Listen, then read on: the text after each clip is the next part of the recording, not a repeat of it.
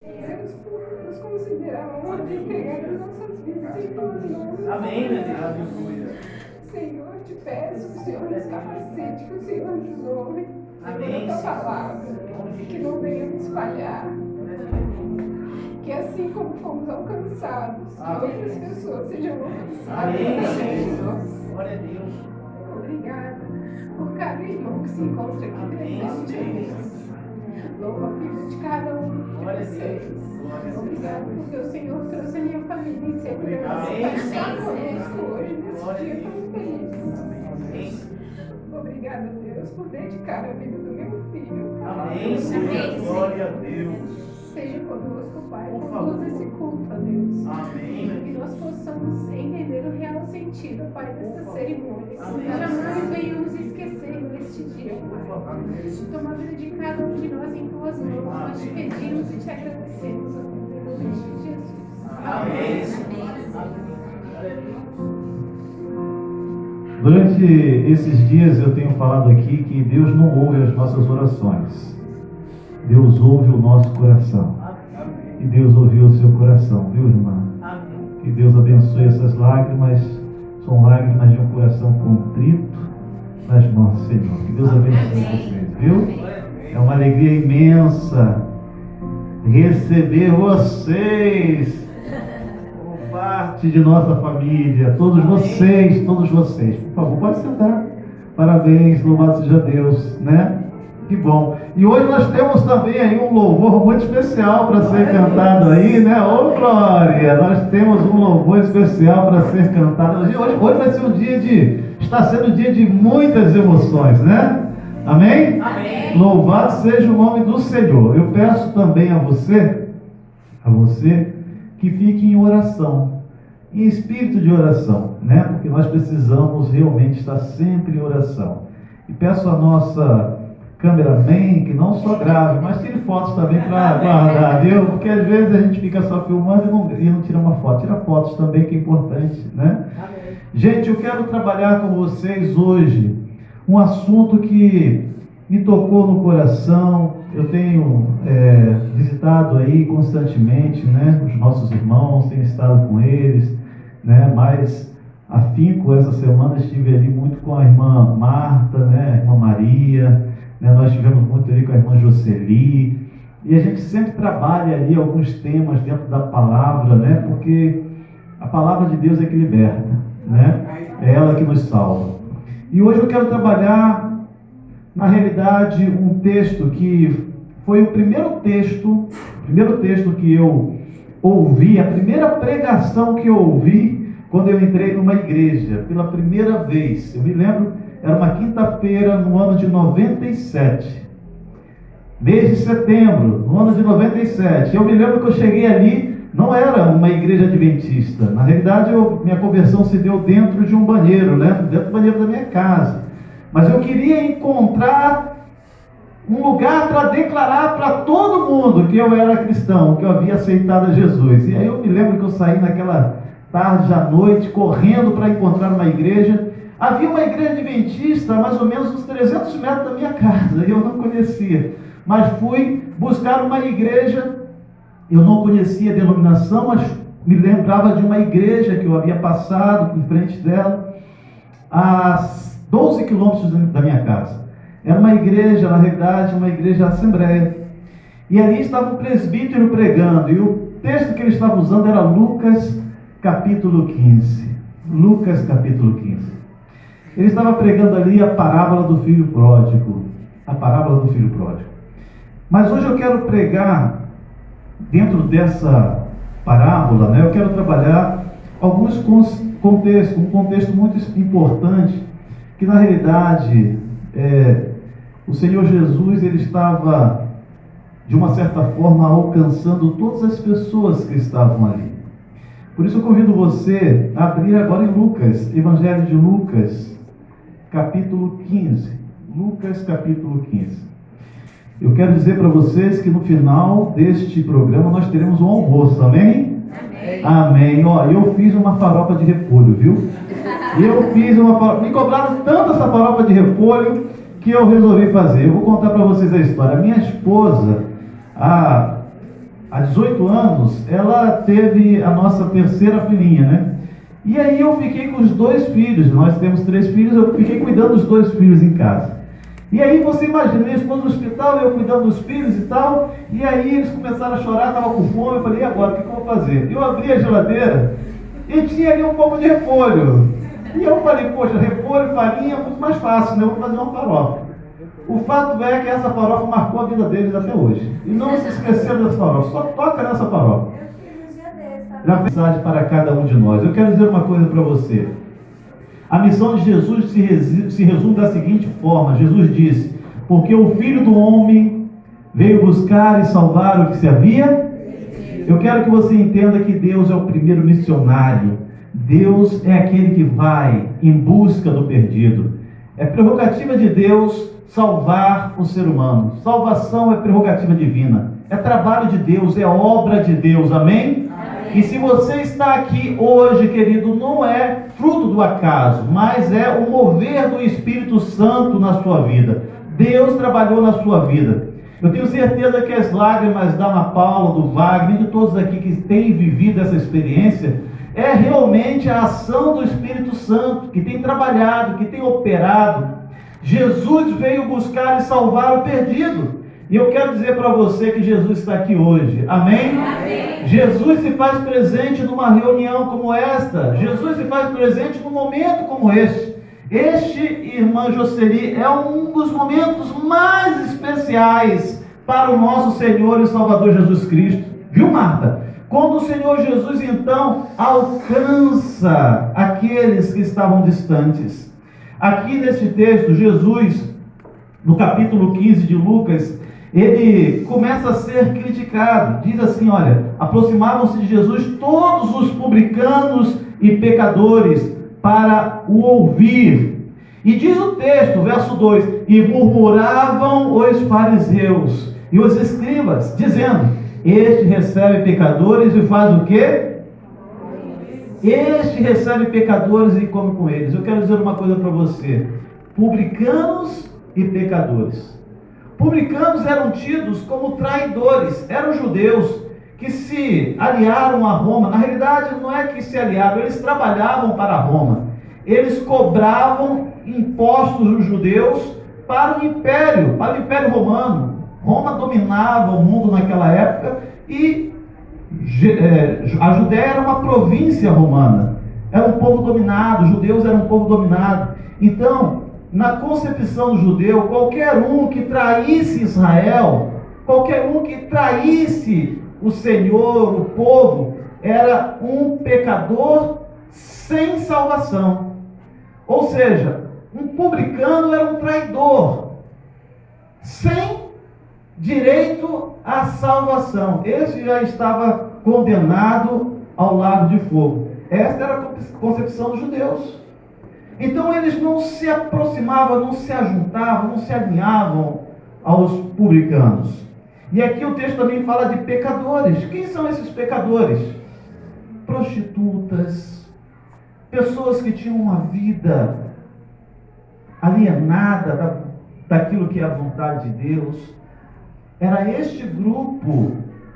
com este grupo que Jesus se misturava. Jesus se misturava com quem, amigos? Com aqueles que tinham necessidade de quem? De Deus. Jesus se aproximava daqueles que necessitavam serem alcançados por Deus. Mas havia um outro grupo. Havia um grupo que se via como perfeitos, como mais santo do que os outros. E estes criticavam Jesus, porque Jesus se aproximava dos pecadores. Estes criticavam Jesus fortemente, dizendo, este come, bebe com pecadores. Eu quero dizer uma coisa para você. Esse texto me traz muita paz. Sabe por quê? Porque Jesus é amigo dos pecadores. Amém. E como disse o apóstolo Paulo, falando a respeito dos pecadores, ele se via como o principal dos pecadores. Esse texto me traz muita paz, porque se Jesus é amigo dos pecadores, então ele é meu amigo também, porque eu sou pecador.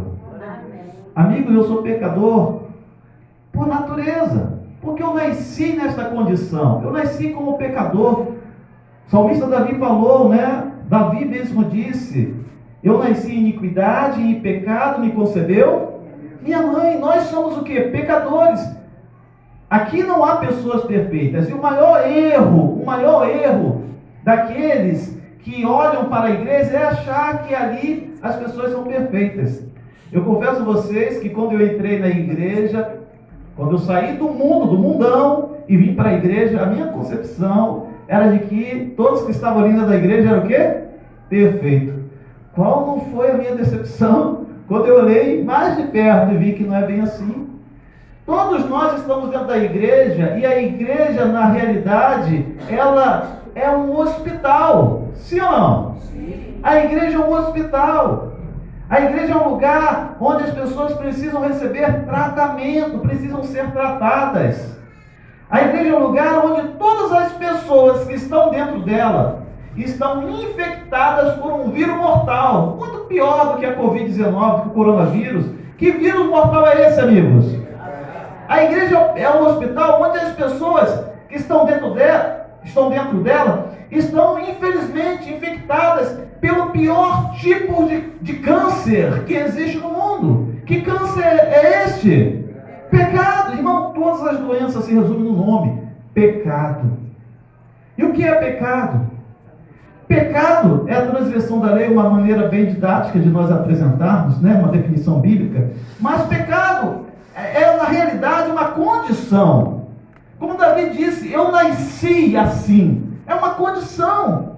Você nasceu desse jeito. Não tem como você, por nenhum meio que você conheça neste mundo, mudar esta condição. Você está entendendo o que eu estou dizendo para você?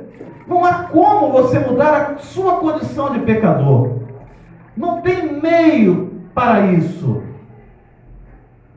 Doutor Amin Rodor diz que pecado é uma doença sistêmica, arraizada no porão da alma humana.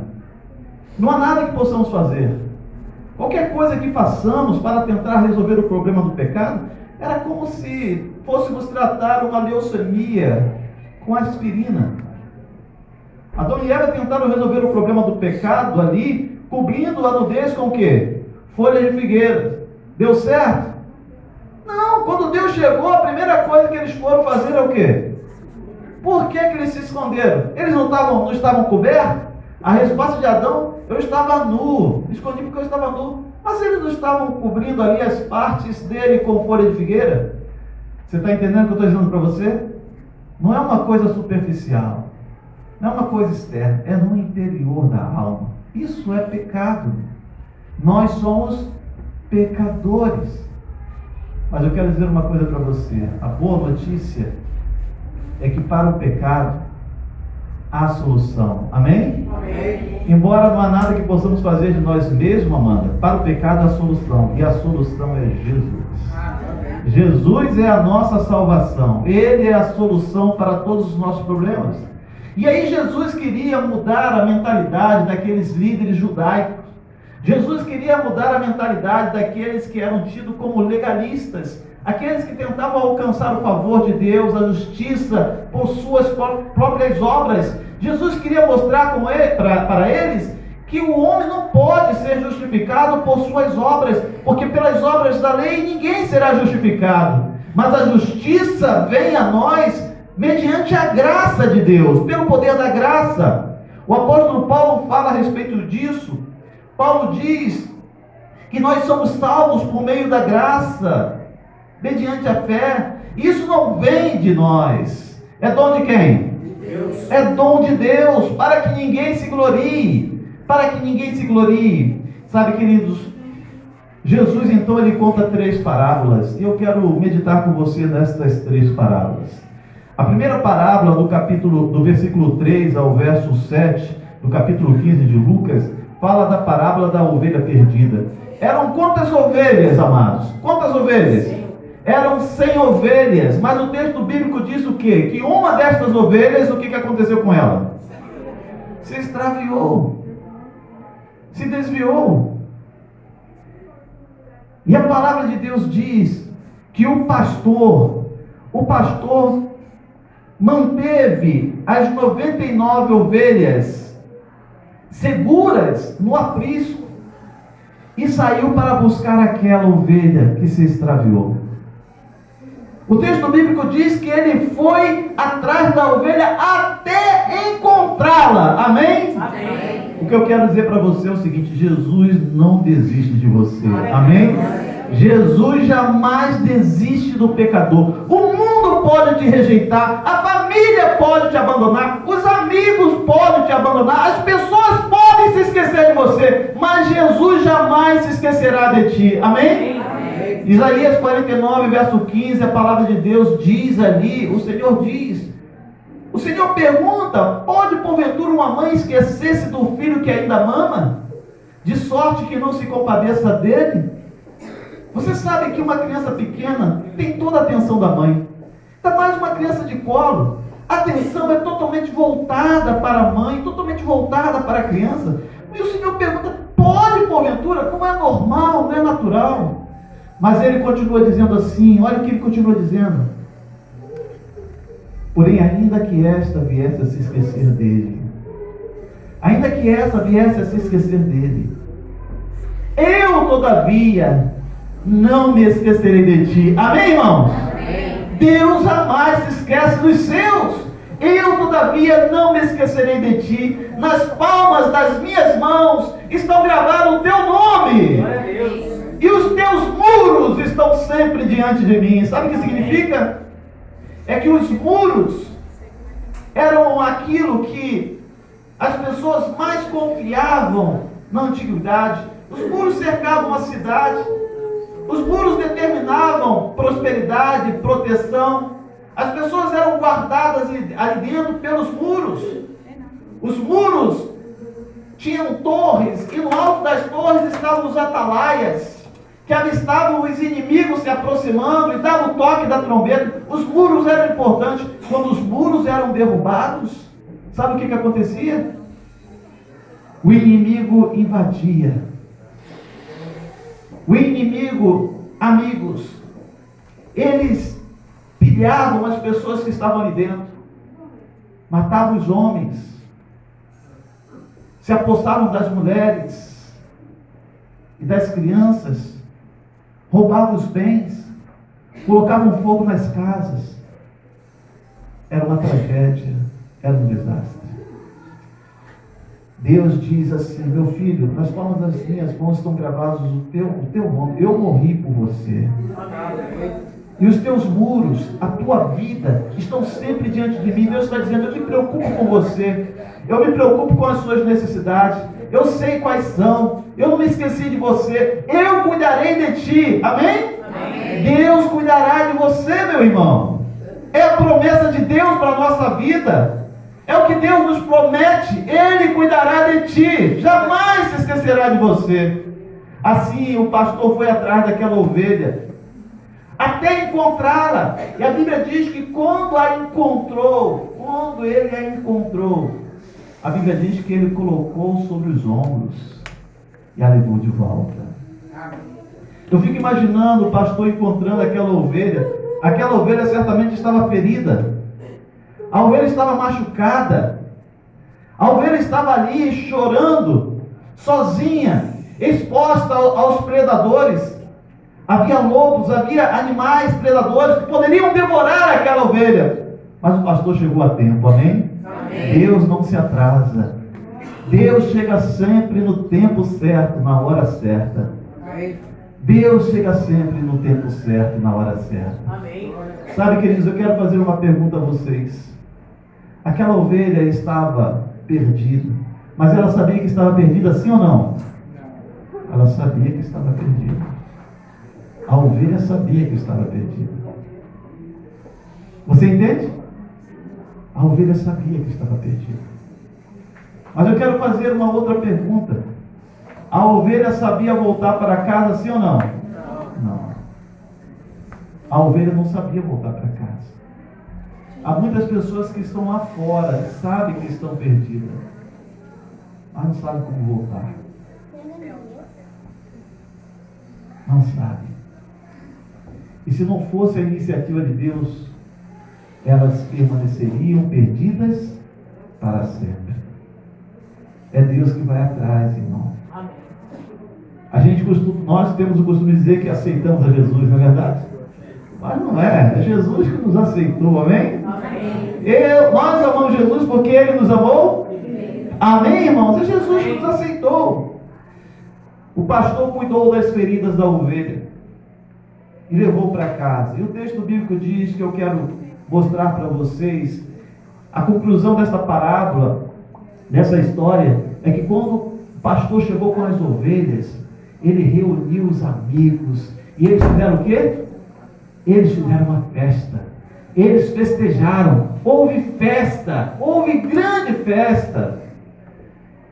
E Jesus conclui dizendo o seguinte: há mais alegria no céu por um pecador que se arrepende do que por 1000 justos que acham que não precisam de arrependimento. A maior alegria de Deus é quando as pessoas se arrependem verdadeiramente. É quando as pessoas reconhecem que elas precisam dele. Eu quero dizer uma coisa para você, meu amigo, entenda: uma ovelha será sempre dependente do seu pastor, do pastor Jesus. Uma ovelha sempre irá necessitar de um pastor para ser cuidado. Uma ovelha não sobrevive sozinha. Não é da natureza dela. A natureza de uma ovelha é ter um pastor para cuidar dela. E é por isso que Jesus usa em todas as suas metáforas a figura de um pastor e de uma ovelha, dizendo para você e para mim: filho, você nunca subsistirá sem mim. Você pode até tentar, mas vai se perder e vai acabar infeliz. Você precisa de mim para que você viva e seja feliz. Um dia Jesus me encontrou. Eu estava perdido e Ele me achou. Ele curou as minhas feridas, Ele tratou de mim, Ele me restaurou, me deu dignidade. Jesus te ama, querido. Ele quer a sua felicidade. A segunda parábola que você vai encontrar nos versos seguintes também tem uma aplicação muito especial que eu quero trabalhar com vocês. Se encontra no verso 8 a 10. O texto bíblico que uma mulher tinha quantas dracmas? Esta mulher tinha 10 dracmas. Dracmas, geralmente, nós entendemos que eram moedas de ouro, moedas que as mulheres às vezes recebiam como presente, quem sabe um presente por ter se casado. Era algo muito precioso e sentimental, tinha um valor sentimental. Agora preste bem atenção, a parábola diz que uma destas moedas se perdeu. E eu pergunto a você, aonde foi que essa moeda se perdeu? Essa moeda se perdeu dentro de casa. Olha o contraste. A ovelha estava perdida lá fora, mas a moeda está perdida onde? Dentro de casa. Preste atenção. A ovelha lá fora, a moeda dentro de casa. A ovelha sabia que estava perdida, sim ou não? E a moeda sabia? A moeda não sabia que estava perdida. Olha que coisa, irmãos. A moeda estava dentro de casa, perdida dentro de casa, e não sabia que estava perdida. A ovelha estava perdida lá fora. E lá fora havia a luz do sol brilhando sobre ela. Mas dentro de casa, não. Dentro de casa estava o quê? Escuridão. Deixa eu dizer uma coisa para você. Essa dracma estava perdida dentro de casa. Não sabia que estava perdida. E ela estava envolta em trevas. Trevas. O texto bíblico diz que para que a mulher achasse, fora necessário acender uma lamparina para procurar a dracma. Às vezes, queridos, nós estamos em maior risco perto do que longe. Às vezes parecemos estar tão perto e ao mesmo tempo estamos tão distantes. Às vezes parece que estamos tão salvos e ao mesmo tempo estamos tão o quê? Perdidos. Jesus alertou dizendo o seguinte: olha, veja se a luz que há em ti são trevas, porque se forem trevas, quão grandes serão essas trevas. Eu quero dizer uma coisa para você: o problema todo de muitas pessoas é a resistência, a relutância em examinar o próprio coração. O problema de muitas pessoas é que relutam em expor o coração para Jesus. Nosso coração é enganoso, irmãos. É ou não é verdade? Ele nos engana. Ele nos trai o tempo todo. Você não pode confiar no seu coração. Você precisa confiar no amor de Deus. Amém. Você precisa confiar na palavra de Deus. Só ela tem vida para você. O texto bíblico diz que aquela mulher, ela acendeu a lamparina e varreu a casa. Olha, havia lixo. Havia lixo. Eu não sei o que se passa na sua vida. Eu não sei quais são os pensamentos que estão na sua mente, nem quais são os sentimentos que estão no seu coração. Eu não sei o que se passa, mas eu quero dizer para você que Jesus sabe. Jesus conhece o seu coração. E Jesus, querido, deseja a sua felicidade. Amém. Ele está te procurando, Ele está te buscando. Ele busca o pecador lá fora. Ele busca o pecador também dentro da casa. Ele busca o pecador dentro de casa. Jesus quer salvar a todos. Amém? Ele quer salvar a todos. E o que me chama a atenção é que também a mulher reúne as amigas e dá o quê? Uma festa. Convida-as para se alegrarem com ela, porque ela achou a dracma que estava perdida e se alegraram. Houve regozijo, festa. Eu quero dizer uma coisa para você. O céu hoje está em festa. Amém? Amém. O céu faz festa quando um pecador é alcançado. O céu comemora. Sabe, nós temos que comemorar quando uma pessoa é alcançada e toma uma decisão ao lado de Jesus. Glória a Deus. Não há nada mais especial do que isso. Às vezes a gente somos tão frios, mas eu quero dizer uma coisa para você. A Bíblia faz questão de dizer que o céu festeja, que eles louvam, que eles glorificam a Deus, porque Amém. você não sabe, você não tem ideia, você não tem como mensurar o valor de uma alma para Jesus. Amém. Quanto custou? É um preço que não somos capazes de compreender. Foi a vida do Filho de Deus. Jesus, na terceira parábola, depois de muito tempo analisando, eu cheguei à conclusão que ele funde as duas primeiras em uma só. Porque ele apresenta dois perfis de seres humanos. Na parábola da ovelha perdida, na parábola da dracma perdida, e agora ele chega aqui na parábola do filho pródigo. Essa eu quero ler com vocês na íntegra, e depois nós iremos explicar e aplicar. Olha o que o texto bíblico diz. O texto bíblico diz assim. Quero ler com vocês do verso 11 em diante. Eu farei uma leitura avançada para que você possa entender. Verso 11. Continuou. Certo homem tinha dois filhos. O mais moço dele disse ao pai: Pai, dá-me da parte dos bens que me cabem. E ele lhes repartiu os haveres. Passados não muitos dias, o filho mais moço, ajuntando tudo o que era seu, partiu para uma terra distante. E lá dissipou todos os seus bens, vivendo dissolutamente. Depois de ter consumido tudo, sobreveio àquele país uma grande fome. E ele começou a passar necessidade. Então ele foi e se agregou a um dos cidadãos daquela terra, e este o mandou para os seus campos a guardar porcos. Ali desejava ele fartar-se das alfarrobas que os porcos comiam, mas ninguém lhe dava nada. Então, caindo em si, disse: Quantos trabalhadores de meu pai têm pão com fartura, e eu aqui morro de fome? Levantar-me-ei, irei ter com meu pai, e lhe direi: Pai, pequei contra o céu e diante de ti. Pequei contra o céu e diante de ti. Já não sou digno de ser tratado como teu filho. Chama-me já não sou digno de ser tratado como teu filho, de ser chamado teu filho. Trata-me como um dos teus trabalhadores. E levantando-se foi para o seu pai.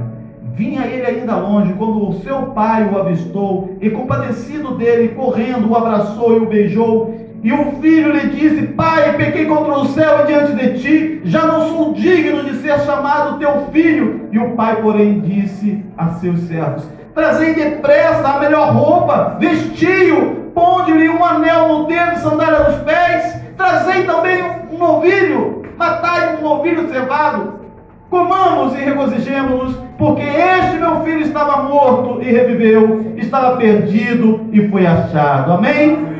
E começaram a regozijar-se. Ora, o filho mais velho estivera no campo, e quando voltava, ao se aproximar-se da casa, ouviu a música, as danças. Chamou um dos criados e perguntou-lhe o que era aquilo. E ele informou: veio teu irmão, e teu pai mandou matar um novilho cevado, porque o recuperou com saúde. E ele se indignou e não queria entrar. Saindo, porém, o pai procurava conciliá-lo. Mas ele respondeu a seu pai: há tantos anos que te sirvo, sem jamais transgredir uma ordem tua, e nunca me deste um cabrito sequer para alegrar-me com os meus amigos. Vindo, porém, este seu filho, que desperdiçou os teus bens com meretrizes, tu mandaste matar para ele um novilho cevado. Então lhe respondeu o pai: meu filho, tu estás comigo, sempre estás comigo, tudo que é meu é teu. Entretanto, era preciso nos alegrarmos, que nos alegrássemos, porque esse teu irmão estava morto e reviveu.